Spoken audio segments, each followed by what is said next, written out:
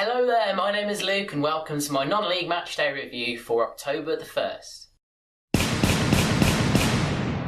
So there was only Vanarama National League matches on October the 1st due to the FA Cup third qualifying round where teams from the National League North and National League South and below took part in that round of the FA Cup. So this is just going to be National League and the FA Cup review will be uploaded tomorrow. So first of all, we're going to talk about a draw, but it's an exciting one. It was Woking 3, Eastleigh 3. Now Eastleigh took a 3-1 victory into half-time. Woking's goal was actually scored by their new signing Matt Tubbs, but 2 goals in the second half from Woking pulled it back to a 3-3 draw. They'll be happy with a point, I'm sure, against a really big spending Eastleigh side. So next up is a really emphatic and quite surprising and unexpected 5-0 victory for Chester against Dover Athletic. Dover had got back-to-back wins in their last 2 matches, 2 clean sheets as well, so no one expected them to concede 5 away at Chester. 5 different goal scorers, all the goals came in the second half and 3 of them came in the last 11 minutes, so a really emphatic victory for Chester. So now it's a match between 2 teams who've started off really well. It's Dagenham and Redbridge versus Tranmere. Tranmere's form has sort of dropped off a bit of late, obviously culminating in the sacking of Gary Brabin, but a 0-0 draw against Dagenham and Redbridge is probably not what either side really wanted. It was the late kick-off. If Dagenham won this, they'll be able to extend the lead at the top to I think 3 or 4 points, so it would be real incentive for them. But unfortunately, just a 0-0. A red card at the start of the second half for Tranmere sort of affected the game, and overall, not a good day for either side. So next up is another top of the table 6-pointer, this time between Forest Green Rovers and Barrow.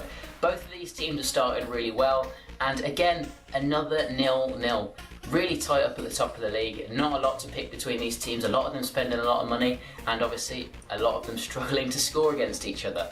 So next up is a match between 2 newly promoted sides. It's Maidstone United versus Solihull Moors. This game ended with a 4-2 victory for Solihull. A hat-trick from Akwasi Asante was one of the big reasons why Solihull won this match. Maidstone's home form is poor this season. They've only got 1 home victory so far this season, so their artificial pitch that they've got installed at the Gallagher Stadium isn't doing them any favours.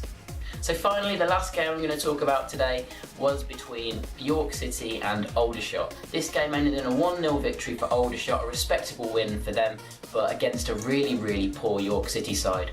Aldershot are now in the playoffs, they're up into 5th, and York are down in 19th, the newly relegated side that made so many signings in the summer. Their fans are really not happy with their manager Jackie McNamara. They all want him gone by the looks of it. A lot of their fans are making themselves heard on Twitter, saying how much they hate him and want him gone, so I can't see him staying much longer, to be honest. So now looking over to the league table, and in first place is Dagenham and Redbridge with 28 points, and second is Forest Green Rovers with 27 points, in third is Macclesfield also on 27 points, in fourth is Lincoln City on 25 points, and in fifth is Aldershot Town also on 25 points. So moving down to the relegation zone, and in 21st place is North Thurber United on just 10 points. They're actually the lowest scorers in the league. They've scored just 6 goals so far this season, so they need to go and score some more goals if they want to stay up. In 22nd place is Braintree on 9 points. In 23rd place is Southport on 9 points, and bottom of the league in 24th place is Guiseley with just 3 points, still without a win after 13 matches. So now moving over to the top scorers chart in the National League, and the top scorer is Oliver Hawkins of Dagenham and Redbridge. He's been on great form, he is on 10 goals from 13 matches. In second is Ricky Miller of Dover Athletic. He's attracted a bit of transfer interest from the likes of Lincoln so far this season. He has got 7 goals. Then in third place there are a number of players who've got 6 goals. They are Andy Cook, Byron Harrison, Reece Murphy, James Norwood and Matt Reed.